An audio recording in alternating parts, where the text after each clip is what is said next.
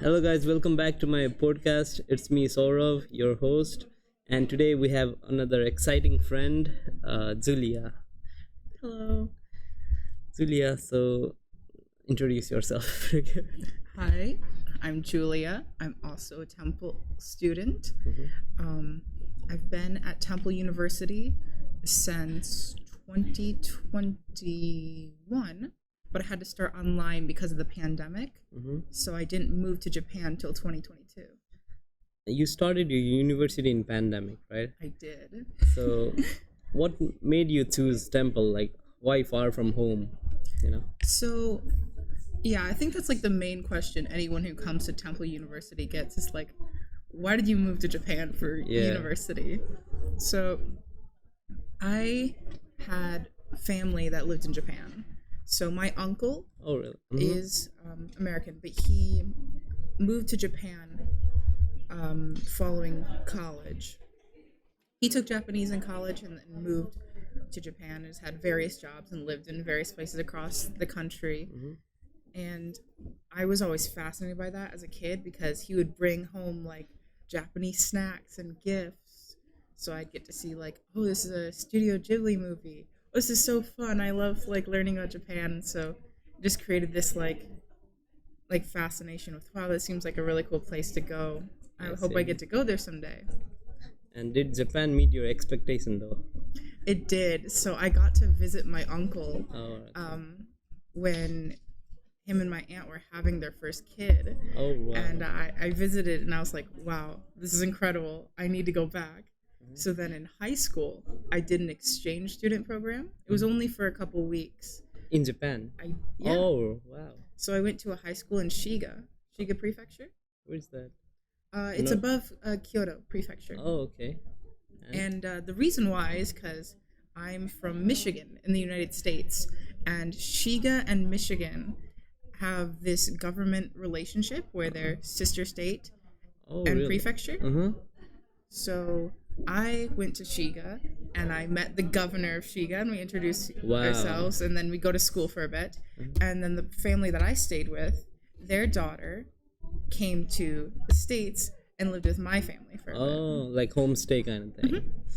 Okay, I see. So that in pandemic, did you have any trouble like moving to Japan or not? Or it was easy process? No, it was a disaster, honestly. Because they kept saying, okay, any minute now Japan's going to reopen the borders. And like maybe not tourists will come in, but at least like students can come in and come back and forth, visit their families kind of thing. But Japan was so like locked down for a while. They opened up for like 2 weeks and then like reclose it and close it, shut it all down again. So we'd get like emails from the dean being like, all right, everybody, it's gonna be soon. Any minute now. And you packed your bag and stuff, but again, I think he used email, you know? Yeah. So I had to do like online classes, which was not fun because I lived in EST, Eastern Standard Time Zone. Oh, shit. All of the classes were still in Japan Standard Time. So I was taking Zoom classes that went till 2 a.m. Oh, shit. Okay, but that's an experience though, you know. Definitely had an impact on me. So after you moved to Japan, are you working or not? Not currently. Okay. No. I mean, I have made money from YouTube. Oh, really? But I don't have like part-time job currently. What kind of video you upload in YouTube though? So I currently am not uploading. I used to be a streamer. Oh, really? And so I used to stream gameplay on YouTube. Specifically Yokai Watch games was like, those are my favorite. And the English-speaking Yokai Watch community is very small and tight-knit. That means you like to play games, right? What kind of game? Yeah. Yokai Watch was my game back when I was younger. Okay, tell us about the most surprising culture shock that happened after you moved to Tokyo. There has been many moments of culture shock. I think recently one that like came back into my mind with it becoming Halloween again is you see like you go to Don Quixote and you see all the costumes, right? Yeah. So I remember walking in last year and just seeing a all black plastic toy gun. Oh, and shit. it just shocked me. Like, what? You can just have it and it's like 1,000 yen and a kid can just walk in and have like, it looks almost like a real gun. It's just solid black. I was like, that's crazy. Because in the States, you know, things are very different in terms of like gun culture and safety. So every toy gun has to have an orange tip at the end to show that it's fake. I see. Because there have been incidents of police officers killing children for playing with toy guns. It's very sad. So to just walk in and see can you tell more about that incident where that incident? Yeah, where a police officer killed a kid having a toy gun, if you remember something. Yeah, it was a very famous incident. It was part of like what has led to some of the Black Lives Matter protests. I unfortunately can't recall the child's name, but I do know that they were seen playing with a toy gun. Oh shit. And they were shot and killed because it was thought, oh, that's a real gun. Oh, police didn't even inquire them, right? They just killed it. Oh shit. Okay. Huh? Yeah, My YouTube channel. When did you start YouTube though? When did I start YouTube? Yeah. Like, what's your motivation? How did you start? I started probably in like 2016, but I have not uploaded in 2 to 3 years. So I wouldn't say I'm active, but I received like YouTube sent out a notice like we're closing down your AdSense account. Oh really? How many subscribers you have? I think it ended with 2.4K, so 2,400 subscribers. It's not very big, just like a niche community, you know. Compared to us, that's big. Compared to me, I mean, yeah. You will surpass me. I have met other people, but if you stay on the grind like you are, you will surpass. Thank you. Hopefully soon. What do you do in your spare time, though? In my spare time, I have had, so this year I've just discovered so many fun things. I've really gotten into more music. Oh, okay. So I like to listen to all sorts of new music. I've been going to different lives. Oh, in Japan?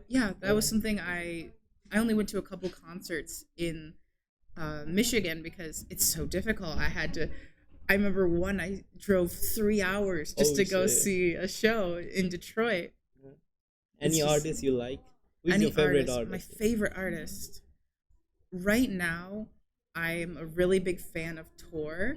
And I say that because they are not recognized enough. They need more attention brought to them. Honestly, I also don't know Tor. I don't think anyone knows Tor. I feel like everyone I've talked to, they're like, who is that? Because like the album only has less than 2,000 plays on YouTube right now, and I'm like, I need this to go viral. I need everyone to listen to this because it's so good. What about the food though? Are you getting food about Tokyo? You know, like Japanese food especially. Yeah. So that was one of the things like I got introduced to first about Japan was like my uncle bringing over those snacks and things. And when I visited him, he's like, okay, we got to try all the craziest stuff. So like even Japanese people would think like, oh, that's kind of weird. Yeah. He'd take me to like the market and be like, okay, you have to have like the whole roasted sparrow or whatever. Oh shit, a sparrow. Yeah. They have it in like Kyoto. It's like, oh yeah, they just like grill it like it's like yakitori. Oh really? Damn, I need to try that. Was it good though?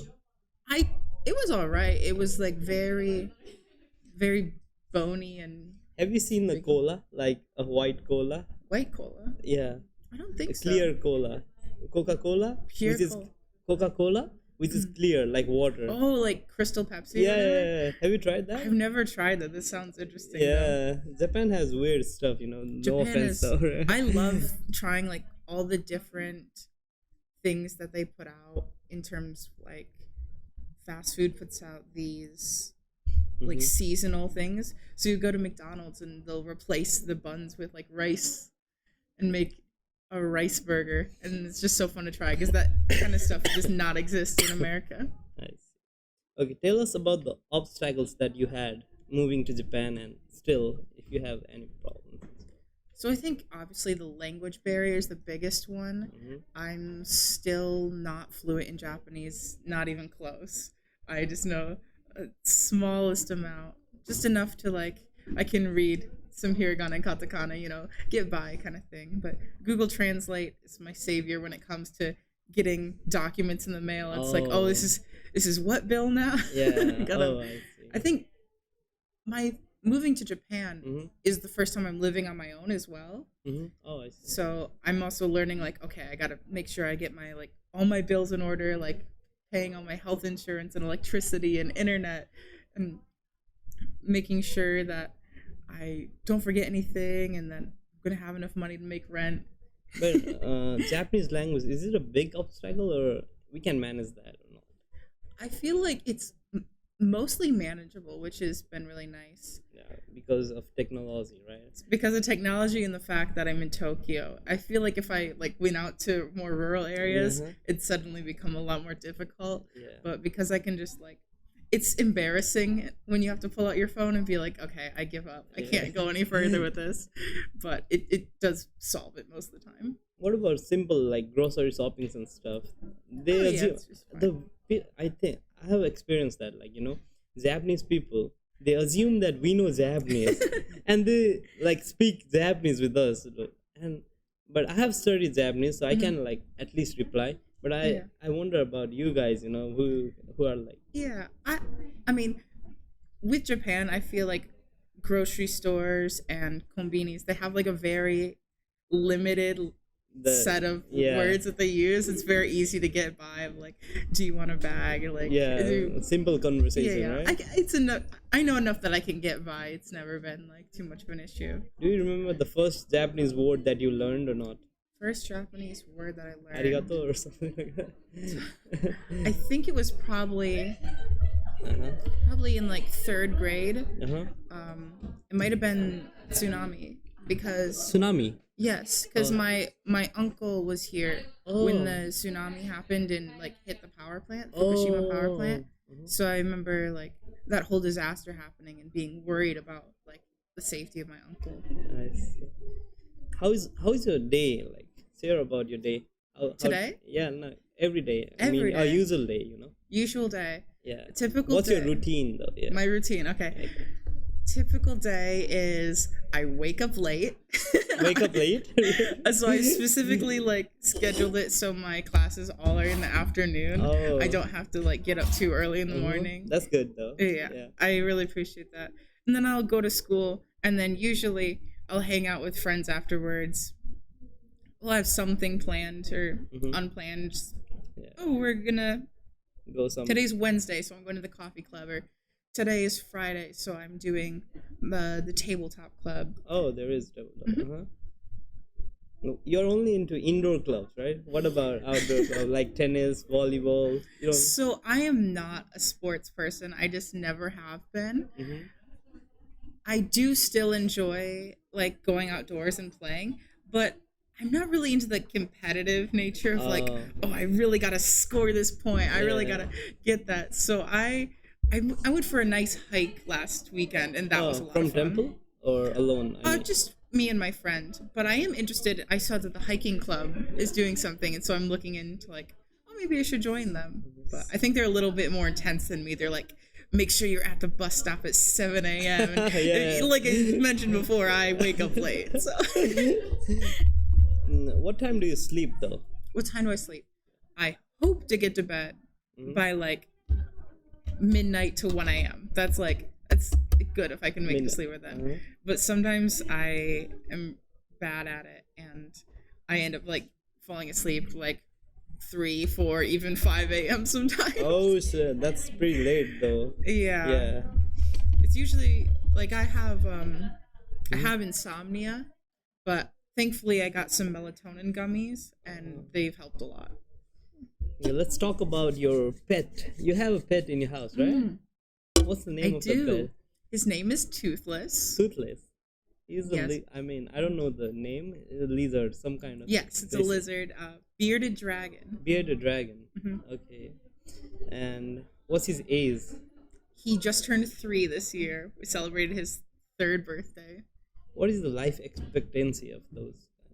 I think it's somewhere around like 7 to 10 years, maybe. Okay. I'm not entirely sure. I know he's going to be around for a while, though. Okay. I'm actually just holding on to him right now because the person I got him from had to leave the country suddenly after they got injured, and they had to move to the United States. I think they now couldn't they're take that. yeah they couldn't take him, so I've had him for almost a year now. Okay. So I got him October 20th of last year, and It's October now. yeah, it's October now. We're almost there. Yeah. A couple more weeks, and it'll be 1 year year. adoption anniversary kind of thing. But hopefully one day she'll be able to take him back because I know she loves him very much. That means you'll be back and she'll take it.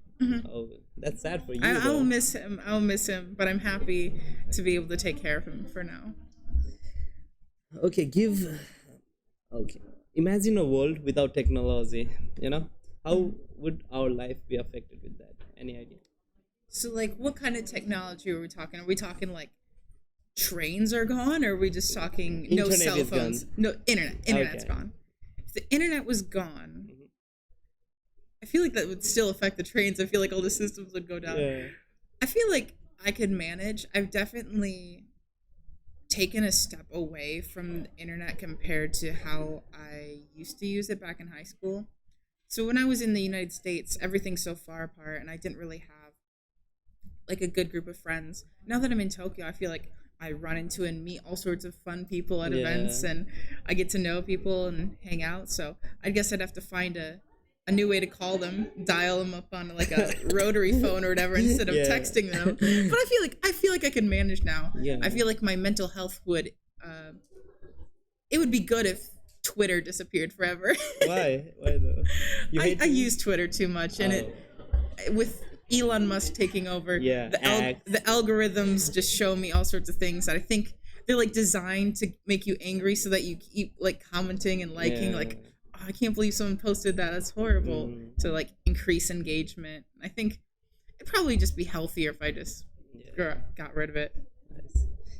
So what do you think about ChatGPT? Is it helping students or I don't know? I think it's helping students cheat. Really? I feel like you gotta put things in your own words. I think it's obvious to me when some students use ChatGPT. So I overheard a student say that she's going to use ChatGPT for speech class. Oh shit! And when she presented her speech, I could tell. Yes, because all of a sudden she's reading words that she's not comfortable saying out loud, and it's like, you would never write that if you don't know how to pronounce it. Yeah. Okay, so we are almost at the end. Any piece of advice you want to give to the listeners? Any piece of advice? Yeah. Subscribe, Thank like you, and thank you. subscribe and share. Thank you. Okay, no, that's it, Julia. I think. Thank you for.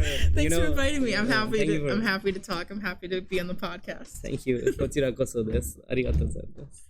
Bye bye. That's it, bro. Oh my god, I look bad. What happened? Okay. One more, last one. Last one, okay.